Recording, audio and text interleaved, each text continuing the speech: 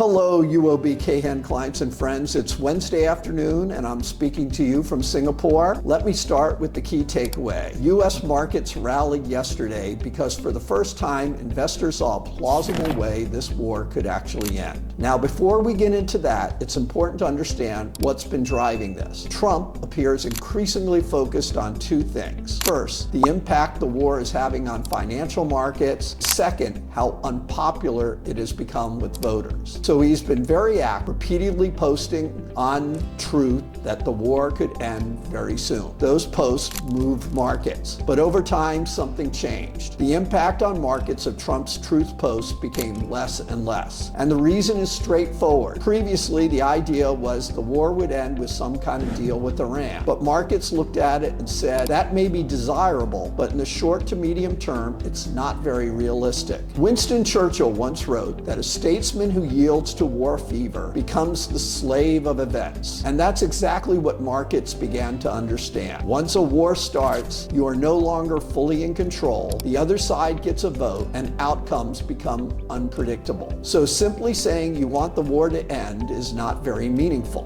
But yesterday, something changed. Trump said something different. He suggested the war could end without a deal. In effect, the U.S. could simply declare victory and leave. And that changes everything, because now, for the first time, markets can see a path that does not require cooperation from Iran. And to be clear, this does not mean that the war actually ends. Iran could continue fighting, but from a market perspective, the logic is this. Iran keeps its regime intact, maintains influence over the Strait of Hormuz, and it can claim a form of victory. But we need to be careful here. Even if Trump's instinct is to declare victory and go home, the pressure on him not to do that will be enormous. From within the U.S., from allies, and from the broader strategic community. So his position could change quickly. And that brings us right back to Winston Churchill. Once events are in motion, they are difficult to control. Now looking ahead, Trump is expected to speak again Thursday morning, Singapore and Hong Kong time. And right now, futures are pointing to continued gains, and the 10-year Treasury yield is back below 4.3%. So markets are, for now, leaning towards this exit scenario. But we don't yet know what he will actually say. So let me wrap this up. Markets stopped reacting to Trump's comments because a negotiated end to the war seems unlikely. Yesterday changed that because he outlined a path that does not require a deal. That's why markets move. But that path depends entirely on political will, and that can change very quickly. So from here, expect markets to remain highly sensitive to headlines because the outcome is still not in anyone's control.